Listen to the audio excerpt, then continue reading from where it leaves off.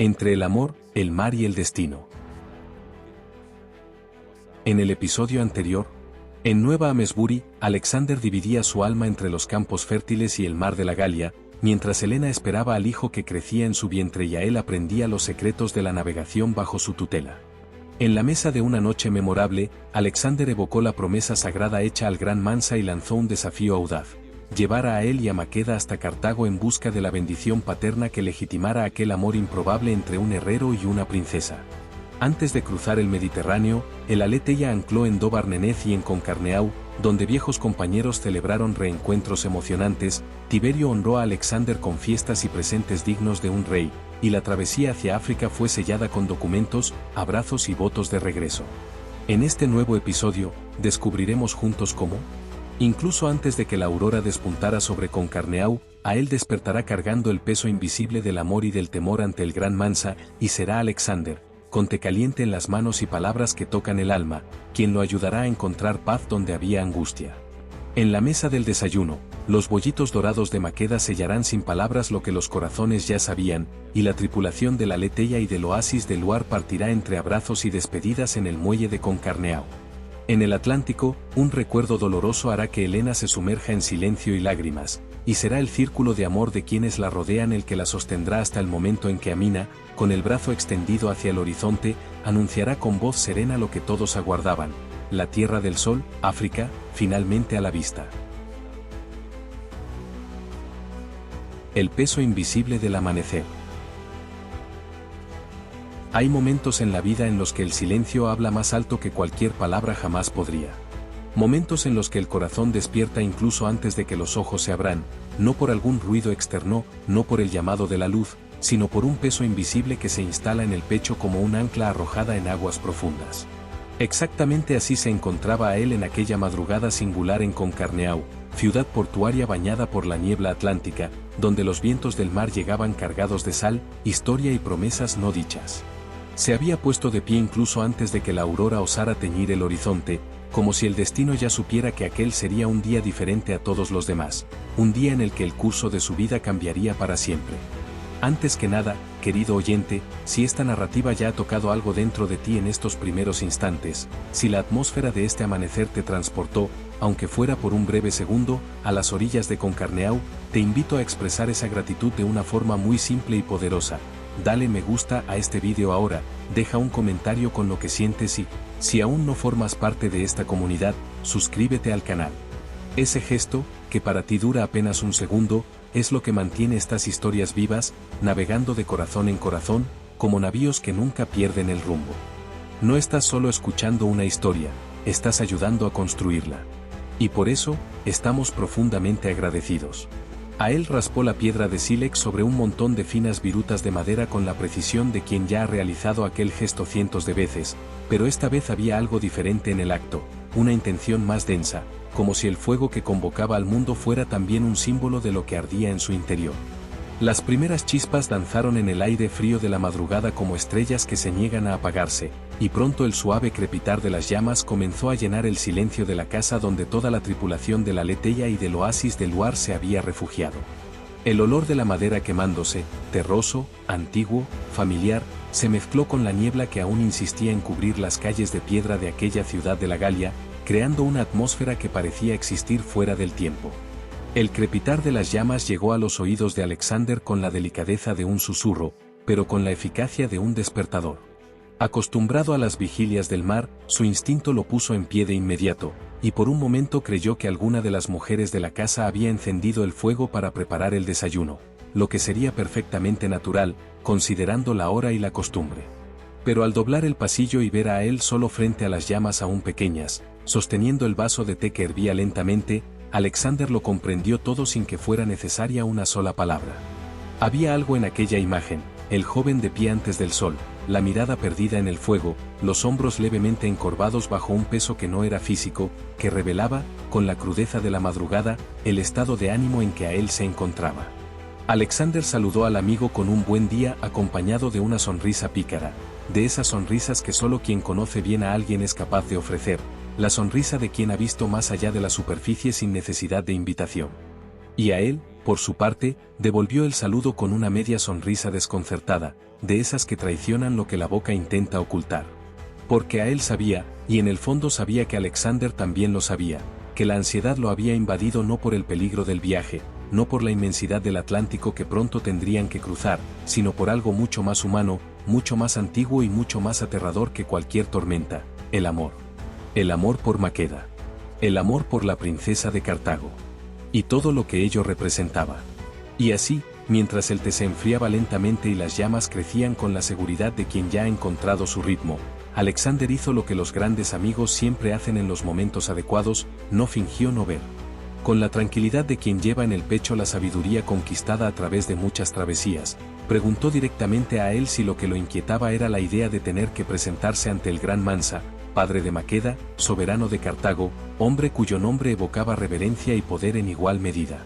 Y a él, finalmente aliviado por ser visto con tal claridad por alguien, admitió en voz baja lo que su corazón llevaba días clamando: solo ahora se había dado cuenta de la distancia que separaba su mundo del mundo de Maqueda. Una distancia que no era de millas, sino de títulos, tronos y tradiciones. Lo que el corazón ya sabía. Alexander se encargó de servir el té con sus propias manos, un gesto simple, pero cargado de significado, pues entre hombres que han enfrentado tormentas juntos, los pequeños actos de cuidado hablan un lenguaje que las palabras rara vez alcanzan. Invitó a él a caminar mientras la bebida aún quemaba los dedos a través del vaso, porque sabía, por experiencia propia, que el movimiento del cuerpo muchas veces ayuda a ordenar aquello que el pensamiento insiste en confundir.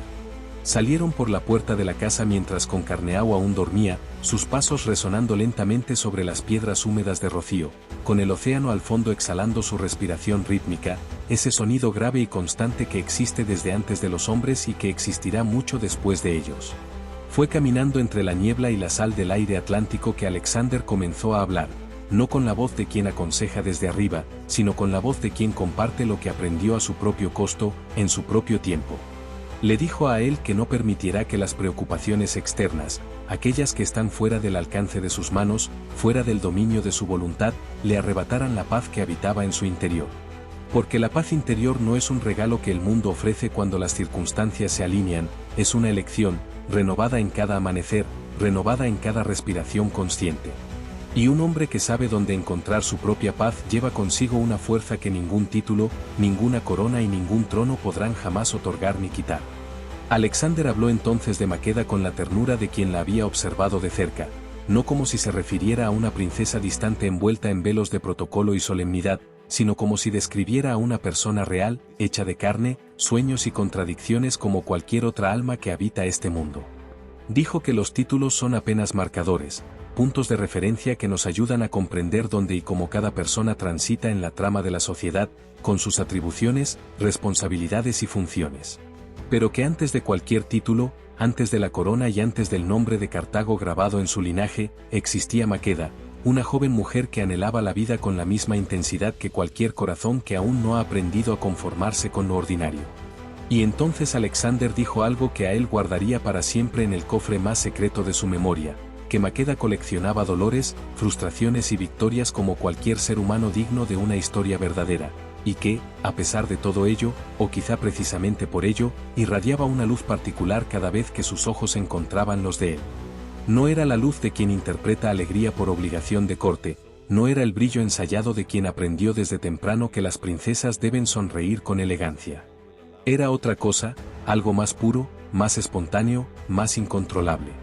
Era el tipo de luz que el corazón enciende por sí mismo cuando encuentra aquello que llevaba buscando, incluso sin saber todavía el nombre de lo que buscaba. Para completar el cuadro, Alexander mencionó a Amina, y al pronunciar el nombre de la madre de Maqueda, una sonrisa genuina se dibujó en su rostro, pues Amina era el tipo de mujer que no desperdicia su aprobación. Cuando la ofrece, es porque ha sido verdaderamente conquistada, en los lugares donde el carácter se revela sin adornos. Y Amina aprobaba a él. Aprobaba al joven que había llegado sin títulos, sin fortunas ostentosas y sin el peso pomposo de un linaje glorioso, pero que llevaba en los ojos la honestidad de quienes no saben fingir, y en las manos la firmeza de quienes no huyen cuando las cosas se vuelven difíciles. Para Amina, eso valía más que cualquier genealogía grabada en papiro de oro. A él respiró hondo. La niebla aún cubría Concarneau, pero algo en ella parecía menos denso ahora, como si las palabras de Alexander hubieran abierto una ventana invisible por donde entraba un aire más ligero. Agradeció al amigo no con un discurso, sino con el silencio sincero de quien ha sido verdaderamente tocado, seguido de un apretón de manos que duró un segundo más de lo habitual, el tiempo suficiente para decir todo lo que no había palabras para expresar. Ambos regresaron a la casa con paso tranquilo, con el océano todavía respirando al fondo y el cielo comenzando, tímidamente, a esbozar los primeros tonos de un amanecer que parecía haber esperado aquel momento para finalmente revelarse. Bollitos dorados y amor sin palabras. Cuando Alexander y Ael regresaron a la casa, el ambiente se había transformado por completo, como sucede siempre que un grupo de personas despierta al mismo tiempo y decide, de manera espontánea y colectiva, que la vida merece ser celebrada incluso antes de que el día comience propiamente. La mesa ya estaba dispuesta con la generosidad característica de quienes entienden que una buena comida no es solo alimento para el cuerpo, sino un ritual de comunión, un momento sagrado en el que los seres humanos detienen el movimiento incesante de la existencia y se miran a los ojos con gratitud genuina. El aroma que llenaba el espacio era denso y acogedor, una mezcla de pescados ligeramente ahumados, carnes sazonadas con hierbas de la costa gala, papas asadas y algo más, algo dulce, delicado, que llegaba a las narices como una promesa aún no revelada. Fue Maqueda quien dio un paso al frente, con esa gracia natural que no necesita ser enseñada porque nace con la persona, esa ligereza de movimientos que hace que hasta los gestos más simples parezcan dignos de ser eternizados en mármol o en verso. Se acercó a él sosteniendo un plato con los bollitos dorados que había preparado temprano, mientras los hombres caminaban afuera, y los presentó con una sonrisa que no necesitaba palabras para comunicar su intención, pero que, aún así, eligió las palabras más hermosas disponibles. Eran bollitos fritos hechos de avena, manzana y miel, dijo ella, una receta que las mujeres de Concarneau le habían enseñado y que, según la tradición local, tenía el don especial de arrancar buenas risas y sonrisas verdaderas de quienes uno quiere bien. Y Maqueda se aseguró de dejar eso absolutamente claro, no en un susurro, no en un secreto compartido solo entre los dos, sino en presencia de todos los que estaban a la mesa, con la voz serena y firme de quien no teme lo que siente ni se avergüenza de demostrarlo. Había algo valiente en aquel gesto, la valentía silenciosa de quien elige la vulnerabilidad no como debilidad, sino como la forma más elevada de fortaleza. Porque decirle al mundo, aunque sea a través de un plato de bollitos dorados y de una sonrisa que apenas cabía en su rostro, que deseas el bien de alguien, que pensaste en esa persona al despertar, que usaste tus manos para crear algo especialmente para ella, eso es un acto de amor tan elocuente como cualquier declaración pronunciada ante testigos y cielos abiertos. A él mordió el primer bollito con la cautela de quien aún no sabe qué esperar, y entonces ocurrió algo que no había previsto, el sabor lo desarmó por completo. Era como si la avena, la manzana y la miel hubieran conspirado para crear no solo una combinación agradable al paladar, sino una experiencia que iba más allá del gusto y alcanzaba un lugar más profundo, más antiguo, más difícil de nombrar. Más tarde lo describiría, para quien quisiera escucharlo, como la sensación de pisar las nubes, una ligereza que comienza en la lengua y se expande por el pecho como una luz que encuentra una ventana abierta. Todos a su alrededor esperaban su reacción, y cuando ésta llegó, una sonrisa amplia, genuina, irreprimible, la mesa entera pareció respirar alivio y alegría al mismo tiempo. Amina, que observaba la escena con los ojos de una madre que conoce bien las señales del corazón, se apresuró a servir a los demás con esa eficiencia cálida que le era tan propia. Nevem lanzó elogios entusiastas con la desenvoltura de quien sabe apreciar lo bello sin excesiva ceremonia. Edith quedó maravillada, esa maravilla genuina que solo los espíritus verdaderamente abiertos son capaces de sentir, la maravilla de quien aún se permite ser sorprendido por el mundo incluso después de todo lo que ha vivido. Y Elena, con los ojos brillando de placer y ya claramente planeando el futuro, pidió a Alexander que en ese mismo instante transcribiera la receta, porque pretendía replicarla en la cocina de la Leteia y del oasis de Luar durante la travesía, al regresar a Amesbury, servirla a los amigos que allí se habían quedado. Además de los bollitos dorados que habían conquistado a todos los presentes, la mesa ofrecía también la abundancia honesta de una comida completa, pescados, carnes sazonadas y papas generosas, pues Alexander y Elena siempre defendieron que una buena comida no era un lujo, sino una inversión. El cuerpo bien nutrido rinde más horas de trabajo, piensa con mayor claridad y enfrenta con mayor ecuanimidad los desafíos que el día reserva. Y en aquel día en particular, la energía sería fundamental, porque el Aletheia y el oasis de Luar debían ponerse en ruta hacia la Tierra del Sol, África, donde Cartago los aguardaba con toda su grandeza, sus misterios y la figura imponente del gran Mansa, cuya palabra podría sellar para siempre el destino de Ael y Maqueda. Despedidas que el mar guarda. La comida llegó a su fin con esa melancolía dulce que acompaña a los buenos momentos cuando sabemos que están a punto de terminar, no porque algo malo se aproxime, sino porque la vida tiene la costumbre de seguir adelante, implacable y hermosa, empujando a las personas amadas hacia el próximo capítulo antes incluso de que hayamos terminado de saborear el actual.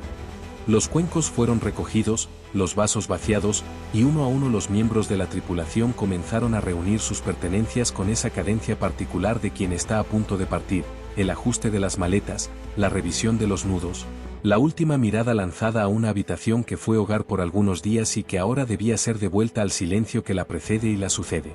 Concarneau despertaba lentamente a su alrededor, como un niño que se resiste a abrir los ojos, las primeras voces de los pescadores llegando desde el muelle, el olor del pan horneándose en las casas vecinas, las gaviotas inaugurando el día con sus gritos agudos que cortaban el aire marino como cuchillas de sonido. La ciudad de la Galia tenía esa cualidad particular de los lugares que existen en la intersección entre el mar y la tierra firme, una cualidad de frontera, de umbral, de espacio donde lo ordinario y lo extraordinario se tocan sin previo aviso. Y para la tripulación de la Aletheia y del oasis de Luar, que había conocido tantos umbrales juntos, había algo familiar y al mismo tiempo emocionante en aquella sensación de partir, de dejar atrás lo conocido y lanzarse, una vez más, hacia lo inmenso desconocido que el océano representa. Fue en el muelle donde Tiberio los encontró, acompañado de su familia, con el rostro marcado por la emoción sincera de quien no aprendió a disfrazar el afecto con indiferencia. Tiberio era de esos hombres a quienes el tiempo vuelve más ricos por dentro en lugar de más endurecidos. Cada año vivido había añadido no una capa de cinismo, sino una capa de gratitud, esa gratitud madura y silenciosa que reconoce el valor de las buenas personas que la vida coloca en nuestro camino. Y Alexander, Helena y toda la tripulación eran eso para él, personas buenas, personas raras, del tipo que deja una huella positiva en todo lo que toca, no por ostentación, sino por genuina disposición de corazón. Tiberio abrazó a él con la fuerza afectuosa de quien desea transferir, a través del contacto físico, toda la energía buena que las palabras no logran contener por sí solas. Miró al joven a los ojos con esa seriedad tierna de quienes dicen verdades sin necesidad de alzar la voz, y afirmó que a él tenía mucha suerte, no por la aventura en sí, no por el destino exótico que lo aguardaba, sino por las personas a su lado. Porque tener a Alexander y a Helena como compañeros de travesía era un privilegio que pocos comprendían antes de vivirlo, y que nadie, absolutamente nadie, lograba comprender plenamente sin haber visto con sus propios ojos la manera en que esos dos enfrentaban el mundo, con la convicción inquebrantable de que el final sería favorable, incluso cuando todas las evidencias visibles apuntaban en dirección contraria. Y era verdad, y todos los allí presentes sabían que era verdad, porque todos habían sido testigos en algún momento de aquella cualidad singular de Alexander y Helena, esa capacidad de mantener encendida la llama de la esperanza cuando el viento de la adversidad hace temblar todo alrededor. No era ingenuidad, no era la esperanza ciega de quienes jamás han enfrentado la oscuridad. Era algo más refinado, más valiente, era la esperanza consciente de quienes ya han visto lo peor y aún así eligieron creer en lo mejor.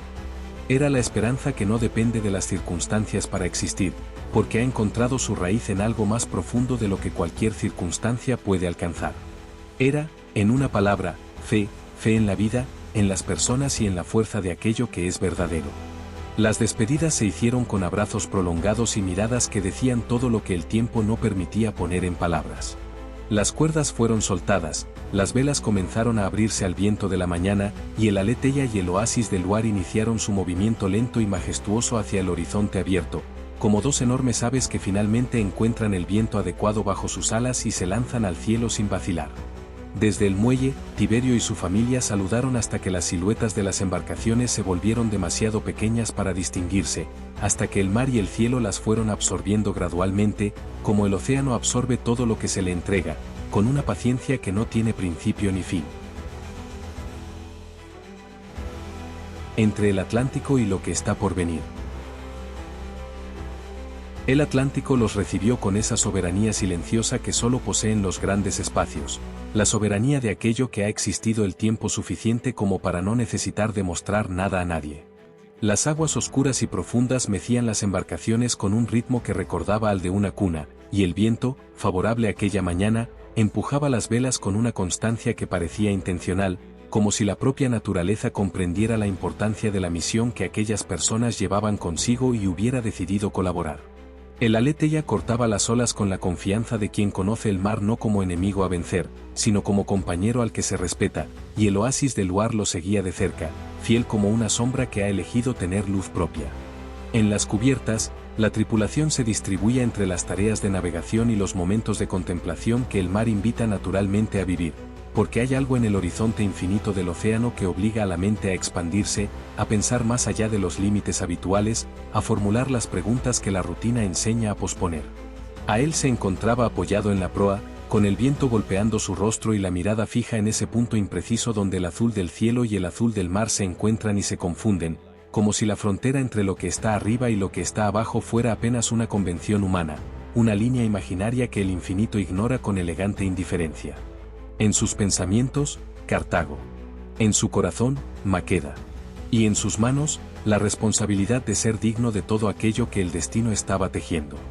Maqueda, por su parte, se ocupaba con la delicadeza discreta de quien prefiere actuar antes que esperar, ayudando donde podía, observando el horizonte con esos ojos que llevaban al mismo tiempo la profundidad de un linaje real y la curiosidad abierta de una joven que aún descubre el mundo en sus múltiples dimensiones.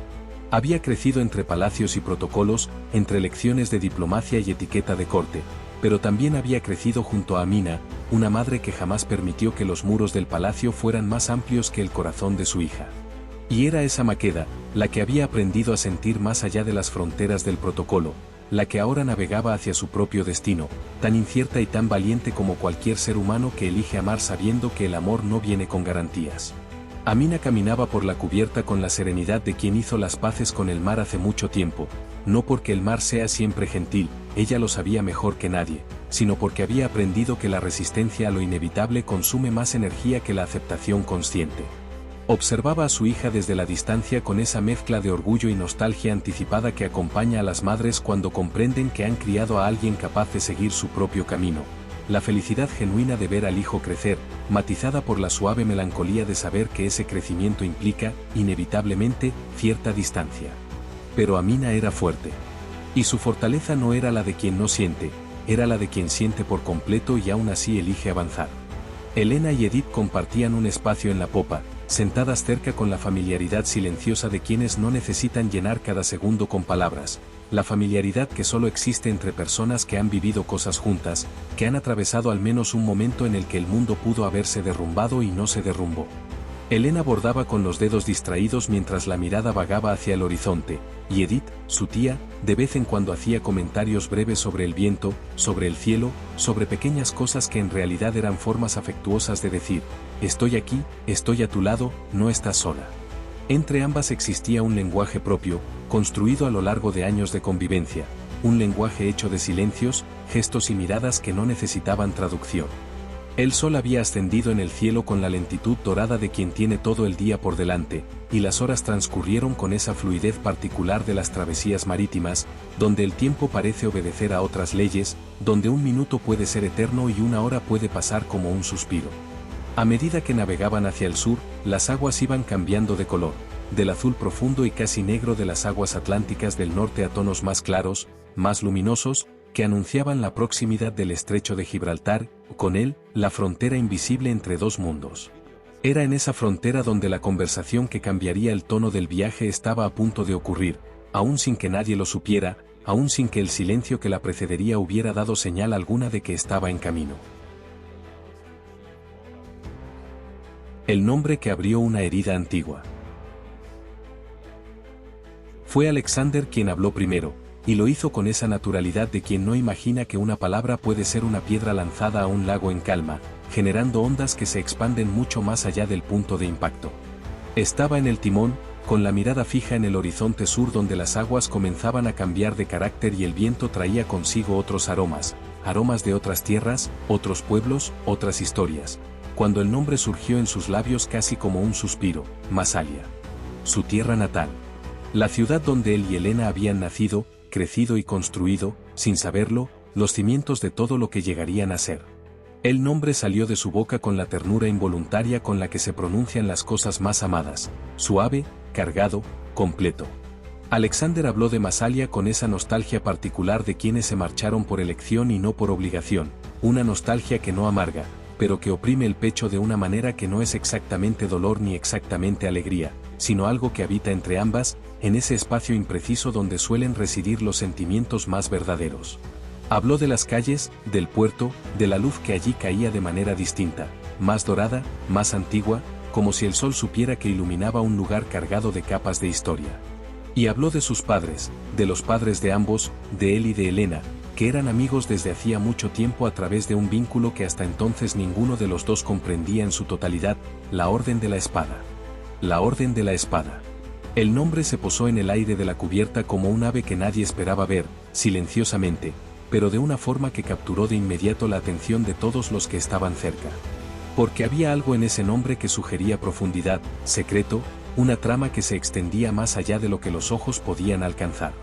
Alexander prometió llevarlos a todos a Masalia algún día, una promesa hecha con la ligereza de quien cree genuinamente en lo que dice, sin imaginar aún cuánto aquel momento simple, aquella promesa casual pronunciada entre viento y horizonte, tocaría de manera tan distinta los dos oídos más importantes allí presentes, los suyos propios y los de Helena. Fue Edith quien lo notó primero, y lo notó porque la conocía mejor que nadie, porque había aprendido a leer a Helena como se lee un libro que se ama tanto que se memoriza entre líneas, en los espacios en blanco, en aquello que no está escrito pero que late debajo de cada palabra. Edith vio el instante exacto en que el nombre de los padres de Alexander llegó a los oídos de Helena y encontró allí no solo un sonido, sino una herida, antigua, cicatrizada por fuera pero no por dentro, de esas heridas que el tiempo aprende a bordear pero nunca a cerrar del todo. El rostro de Helena no se quebró de inmediato. Pero algo en él cambió, sutilmente, como cambia la luz cuando una nube pasa frente al sol sin que nadie necesite anunciarlo. El silencio de Helena fue más elocuente que cualquier discurso. Era el silencio de quien recuerda, de quien es arrastrada de vuelta a un momento específico del pasado con la fuerza irresistible de la memoria afectiva, esa fuerza que no pide permiso ni acepta negociación. Recordó el día en que sus padres salieron a pescar, una mañana común, con un sol común, con despedidas comunes que nadie imaginó que serían las últimas. Recordó esperar. Recordó seguir esperando. Recordó el instante exacto en que la espera se transformó en algo distinto, algo que ya no tenía nombre de espera porque la esperanza había cedido lugar a una certeza que pasaría años intentando no aceptar. No regresaron. Y el mar, inmenso e indiferente, guardó el secreto de a dónde los había llevado. Las mujeres que estaban en la cubierta se acercaron a Helena con el instinto silencioso de quienes reconocen el dolor ajeno sin necesidad de explicaciones, porque hay dolores que no requieren palabras para ser comprendidos, porque existen formas de sufrimiento que son universales, que atraviesan culturas, lenguas e historias personales y llegan directamente a ese lugar dentro de cada ser humano donde habita la empatía más pura. Edith fue la primera, luego Maqueda, después Amina, y los abrazos se unieron en un círculo que no era solo físico, sino también espiritual, un círculo de solidaridad femenina tan antiguo como el propio amor, tan necesario como el aire. Las lágrimas llegaron, de Helena y de quienes la abrazaban, y el océano alrededor pareció, por un instante, inclinarse levemente, como si también él quisiera formar parte de aquel gesto de consuelo. Sostenida por el amor de quienes permanecen. Hay un tipo de llanto que no debilita, que, por el contrario, fortalece. No es el llanto de la desesperación, no es el llanto que clama por una respuesta que no llegará. Es el llanto de la liberación, aquel que ocurre cuando el corazón finalmente encuentra un espacio lo suficientemente seguro para abrirse y dejar salir lo que llevaba guardando demasiado tiempo. Ese era el llanto de Helena sobre la cubierta de la Aletheia, sostenida por los brazos de Edith, de Maqueda y de Amina, un llanto que dolía, sí, pero que al mismo tiempo limpiaba, aliviaba, devolvía al alma una ligereza que había olvidado que era posible sentir. El océano absorbía el sonido de sus lágrimas con la discreción de quien sabe que algunas cosas simplemente necesitan suceder, sin interferencia, sin prisa por terminar. Nevem, que observaba la escena desde una distancia respetuosa, hizo el gesto más honesto que sabía hacer, se acercó a Alexander, que permanecía inmóvil en el timón, el rostro orientado hacia el horizonte pero con toda la atención puesta en Elena, y, sin decir palabra, le dio unas palmadas en la espalda. Eran palmadas simples, breves, de esas que en el lenguaje de la camaradería masculina cargan el peso de un discurso entero. Decían, lo sé. Decían, no estás solo. Decían, esto pasará, y estaremos aquí cuando pase. Alexander recibió el gesto con una leve inclinación de cabeza, los maxilares apenas tensos, la contención de quien siente mucho pero comprende que aquel momento pertenecía a Elena, no a él, y que lo mejor que podía hacer era mantener firme el timón y el rumbo del barco. A él se acercó a Elena por último, y cuando llegó, se detuvo un instante, como quien busca las palabras adecuadas y no las encuentra. Porque no había palabras adecuadas. Hay momentos en la experiencia humana que exceden la capacidad del lenguaje para contenerlos, y aquel era uno de ellos. A él lo sabía con esa sabiduría intuitiva que no necesita ser enseñada, sabía que cualquier cosa que dijera correría el riesgo de disminuir lo que se estaba sintiendo, de reducir a una frase aquello que solo el corazón puede medir en su verdadera dimensión. Entonces simplemente la abrazó, con fuerza, con presencia, con toda la intención concentrada en ese gesto. Y no dijo nada. Y ese silencio habló más que cualquier palabra podría haberlo hecho. Elena, rodeada por todos aquellos a quienes amaba, sintió algo difícil de nombrar pero que quien lo ha vivido reconoce de inmediato, la sensación de ser verdaderamente sostenida. No en el sentido físico, aunque los brazos a su alrededor fueran físicos y reales, sino en el sentido más profundo de la palabra. Sostenida por la presencia de quienes eligieron estar allí. Sostenida por un amor que no necesitó ser invocado porque ya estaba presente antes incluso de que llegara el dolor. Sostenida por la certeza de que, cualquiera fuera el peso que cargara, no tenía que llevarlo sola, que había hombros disponibles, corazones abiertos, manos extendidas. Y esa certeza, en ese momento sobre la cubierta de la Aletheia, entre el Atlántico y el Mediterráneo, fue más poderosa que cualquier remedio que el mundo pudiera ofrecer. Cuando las lágrimas finalmente cedieron, no porque el dolor hubiera desaparecido, sino porque había sido honrado lo suficiente, visto y reconocido con el respeto que merecía, Elena alzó el rostro y miró a su alrededor con esos ojos que el llanto había dejado más profundos, más claros, como ocurre siempre después de una buena lluvia. Miró a Edith, a Maqueda, a Amina, a Ael, a Nevem, y por último a Alexander, que seguía en el timón pero había girado levemente el cuerpo hacia ella. Y agradeció, no con un discurso, no con las palabras elaboradas que su inteligencia habría podido formular, sino con el agradecimiento simple y verdadero de quien fue salvada de sí misma por la presencia adecuada en el momento justo. Un agradecimiento que cabía en pocas palabras porque era demasiado grande para necesitar muchas. El viento continuaba favorable, las velas seguían firmes, el Aletheia y el oasis del Loire proseguían su marcha hacia el sur, imperturbables, constantes, como el propio destino que no se detiene para que los sentimientos humanos lo alcancen, pero que tampoco avanza tan deprisa que no pueda ser acompañado por quienes tienen el valor de continuar. La travesía seguía, ahora más rica, más verdadera, sazonada por la sal de las lágrimas tanto como por la sal del mar. Porque las historias que merecen ser contadas no son aquellas en las que todo sale bien todo el tiempo, sino aquellas en las que las personas encuentran, unas en otras, la fuerza para seguir cuando el camino se vuelve difícil. Y aquella tripulación, en ese momento, había demostrado una vez más que sabía encontrar esa fuerza. El portal entre dos mundos. El estrecho de Gibraltar se anunció antes de ser visto, primero por el olor, que cambió de forma sutil pero inconfundible, trayendo consigo algo más cálido, más mineral, como si el aire supiera que estaba a punto de cruzar una frontera entre dos mundos. Luego por el color de las aguas, que se oscurecieron y después se aclararon en alternancias rápidas, reflejo de la danza entre las corrientes atlánticas y mediterráneas que se encuentran y disputan espacio en ese punto específico del globo donde Europa y África casi se tocan, separadas apenas por una franja de agua que, a lo largo de toda la historia humana, ha servido tanto de barrera como de paso, tanto de final como de comienzo. El Aletheia y el oasis del Loire navegaban en esa frontera con la solemnidad involuntaria de quienes atraviesan un portal. Alexander estaba en el timón con la concentración total que el tramo exigía, las corrientes eran fuertes e imprevisibles allí, y la navegación requería no solo experiencia técnica, sino esa intuición que solo se desarrolla después de muchas horas de diálogo silencioso con el mar, después de muchas veces haber errado y corregido. de haber sentido el barco responder al comando de las manos y haber aprendido a confiar en esa respuesta. Pero también había en su mirada, bajo la concentración, una capa de emoción que no ocultaba, porque el estrecho de Gibraltar era, para él y para Elena, el umbral del regreso. Desde allí, girando hacia el este, estaría el Mediterráneo. Y el Mediterráneo conducía a Massalia. Conducía a casa. Para Amina y Maqueda, el estrecho significaba otra cosa, significaba la proximidad de la tierra que conocían, de los aromas que reconocerían incluso con los ojos cerrados, de los sonidos que habían aprendido antes de aprender cualquier otra cosa.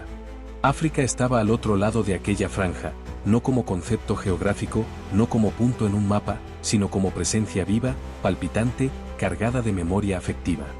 Amina había hecho aquel camino de regreso otras veces en su vida, pero había algo diferente en esta ocasión, quizá la conciencia de que esta vez el retorno no era provisional. Esta vez volvía no solo a casa, sino a un nuevo capítulo de una historia que ella había ayudado a escribir y que ahora se preparaba para desplegarse de maneras que ni siquiera ella podía prever por completo. Neben permaneció en silencio contemplativo durante largos minutos, apoyado en la borda del navío, con los ojos recorriendo el horizonte sur donde la línea de la costa africana comenzaba a insinuarse como una promesa aún imprecisa, una sombra dorada en el límite entre el mar y el cielo que podría confundirse con una nube baja por quien no supiera qué buscar, pero que los ojos entrenados de quien navega reconocían de inmediato como tierra. Había algo casi espiritual en aquella visión. La tierra que surge en el horizonte después de días de mar abierto tiene el poder de tocar algo primitivo dentro del ser humano, algo que viene de antes de las palabras y que aún no ha aprendido a traducirse en lenguaje, algo que simplemente responde, vibra, reconoce. Edith, al ver aproximarse la costa, se acercó a Elena y tomó su mano sin pedir permiso, con la familiaridad absoluta de quien ha conquistado ese derecho a lo largo de toda una vida de presencia. Elena miró a su tía y luego al horizonte, y había en su mirada ahora una mezcla de emociones que no intentó separar ni nombrar, simplemente dejó que coexistieran, como coexisten dentro de cada ser humano todas las cosas contradictorias que lo hacen humano, la nostalgia y la esperanza, el dolor por lo perdido y la alegría por lo que aún estaba por venir, la añoranza de Massalia que latía en su pecho y el entusiasmo genuino por Cartago que crecía con cada milla recorrida hacia el sur.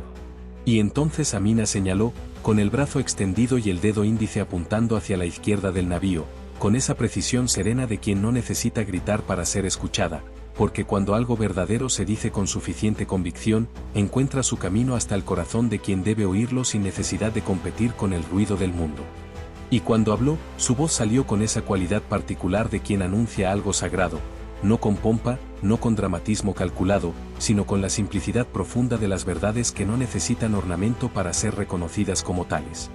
Dijo, ha visto parte de mi madre tierra. La tierra del sol. Y el silencio que siguió fue ese tipo de silencio que ocurre cuando algo importante ha sido dicho y el universo hace una pausa para permitir que las palabras se asienten. La tierra del sol finalmente a la vista.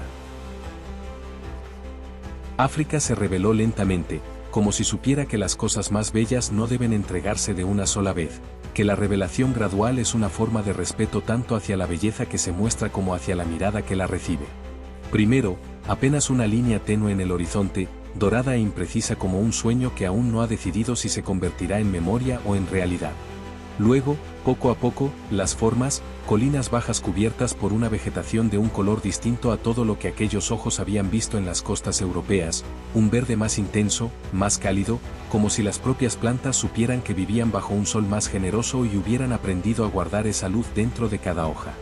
Y después, el aroma, ese olor a tierra caliente que el viento marino traía en oleadas intermitentes, como ofrendas enviadas a la anticipación de quienes se acercaban.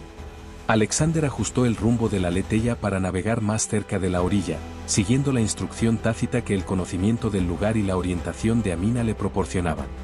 El oasis de Luar acompañó el movimiento con la sincronía perfecta que ambas embarcaciones habían desarrollado a lo largo de tantas millas compartidas, como bailarines que ya no necesitan contar los pasos porque han aprendido a sentir la intención del otro antes incluso de que el movimiento ocurra. Las aguas costeras eran más claras allí, de un turquesa translúcido que permitía entrever el fondo arenoso en algunos puntos, una visión que tenía algo de irreal, demasiado hermosa para ser aceptada sin asombro, ese tipo de belleza que detiene y pregunta al observador si realmente está viendo lo que está viendo. Maqueda estaba ahora en la proa, el cabello suelto al viento marino, con una sonrisa que no era de alegría superficial, sino de algo más profundo, la sonrisa de quien reconoce. Había partido de Cartago como princesa, cargando el peso de las expectativas y de las responsabilidades que ese título impone en cada amanecer, y había navegado por mares desconocidos, enfrentado tormentas internas y externas, forjado amistades que redimensionaron lo que creía posible entre personas de mundos distintos.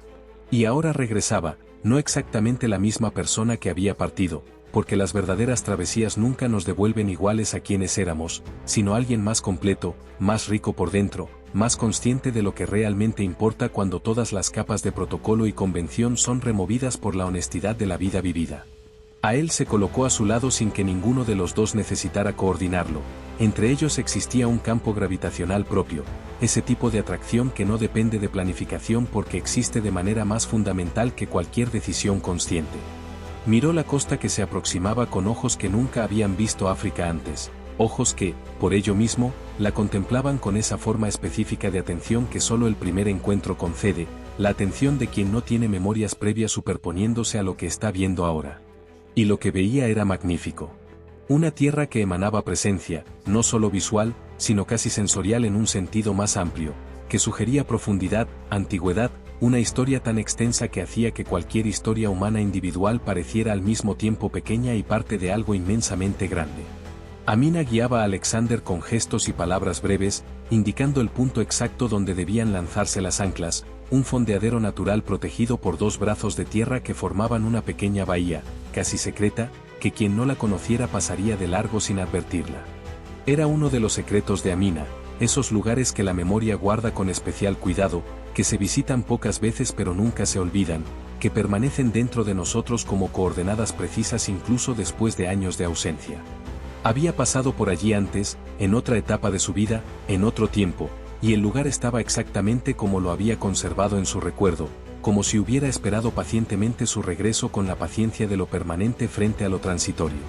El momento en que las anclas fueron arrojadas tuvo una cualidad de puntuación, el sonido del hierro cortando el agua, la cadena extendiéndose, el peso encontrando el fondo y la embarcación sintiendo la resistencia, deteniendo gradualmente su avance hasta que aquella danza de metal y mar concluyó con el navío inmóvil, seguro, anclado. Era un sonido que Alexander había escuchado cientos de veces en su vida, pero que en aquella tarde específica, en aquella bahía específica, con aquellas personas específicas a su alrededor, sonó distinto, sonó como una afirmación, como la confirmación física de una llegada que era al mismo tiempo geográfica y mucho más que geográfica. Habían llegado a África, a Cartago, al próximo capítulo de una historia que cada uno llevaba dentro del pecho como brasa, siempre encendida, siempre caliente, nunca completamente domesticada. Llegada que también es un comienzo. Hay llegadas que también son partidas, no en el sentido de que algo termina, sino en el sentido de que algo comienza. La pequeña y secreta bahía donde el Aleteia y el oasis de Luar habían echado anclas era de ese tipo de lugar. Un portal disfrazado de fondeadero, un umbral vestido de piedra, agua y vegetación costera. Quienes desembarcaran allí no serían exactamente los mismos que habían embarcado en Concarneau, porque el viaje había hecho su trabajo silencioso, como siempre lo hacen los viajes verdaderos, transformando por dentro a cada uno que se dispone a ser transformado, añadiendo capas de experiencia, de emoción y de comprensión que ya no pueden deshacerse, que pasan a formar parte de la sustancia de lo que uno es. África los recibía. Y ellos llegaban preparados, cada uno a su manera, en su propio tiempo interior, para lo que vendría después. Alexander fue el primero en pisar tierra firme, y al hacerlo, sintió bajo sus pies la solidez particular de aquel suelo, distinta de cualquier otra que hubiera conocido antes. Había algo en la tierra africana que comunicaba una antigüedad diferente, no solo la antigüedad cronológica, que toda tierra comparte por igual, sino una antigüedad de presencia, una densidad de historia humana acumulada que parecía ascender desde las profundidades del suelo y llegar hasta quien lo pisaba con suficiente atención para percibirlo. Extendió la mano hacia Helena, que descendió del navío con ese equilibrio gracioso que años de vida marítima conceden, y ambos permanecieron un instante lado a lado, mirando hacia el interior de la tierra, hacia las colinas que se elevaban más allá de la vegetación costera, verdes, doradas, inmensas y misteriosas.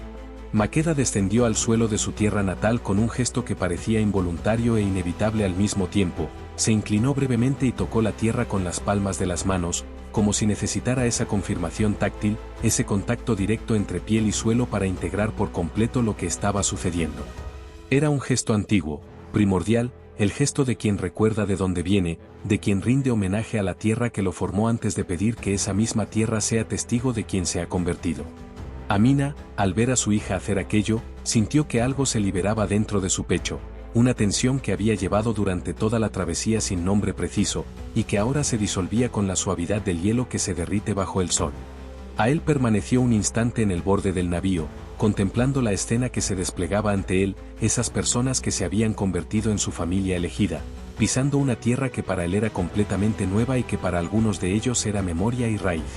Y sintió, con una claridad que rara vez visita a los seres humanos pero que cuando lo hace deja una marca permanente, que estaba exactamente donde debía estar.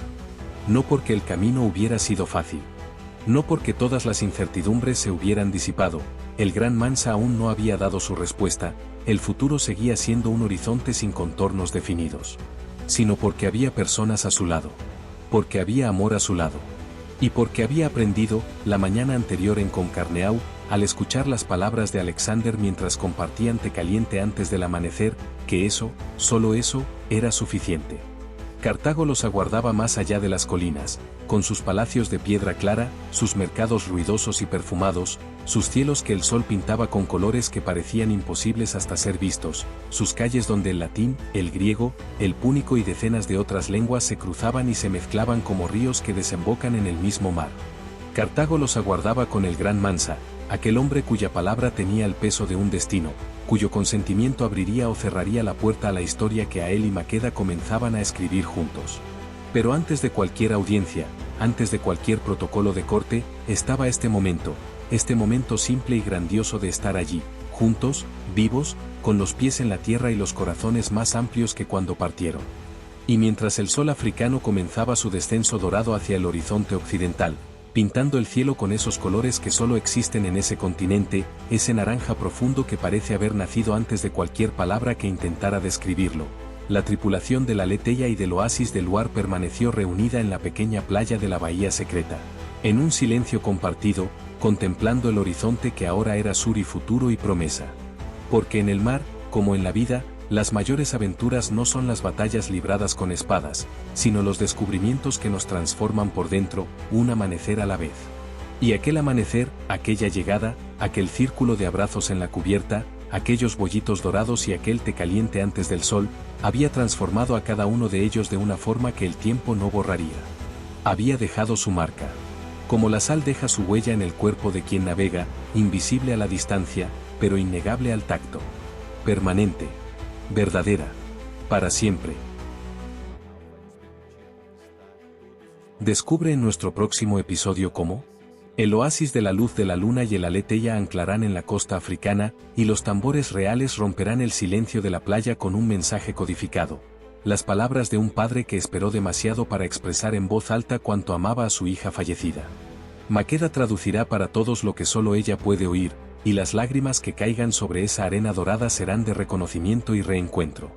La miel de dátil circulará de mano en mano como sello de identidad y pertenencia, el visir Tam emergerá de la procesión con su cabello canoso y su sonrisa de viejo amigo, y el camino de regreso a Cartago se abrirá entre palmeras y el aroma de una tierra que nunca olvidó a los que se fueron. Y así, desembarcamos de este viaje, pero te espero en el próximo capítulo para una nueva aventura, con mucha más emoción y descubrimientos fascinantes. Hasta pronto.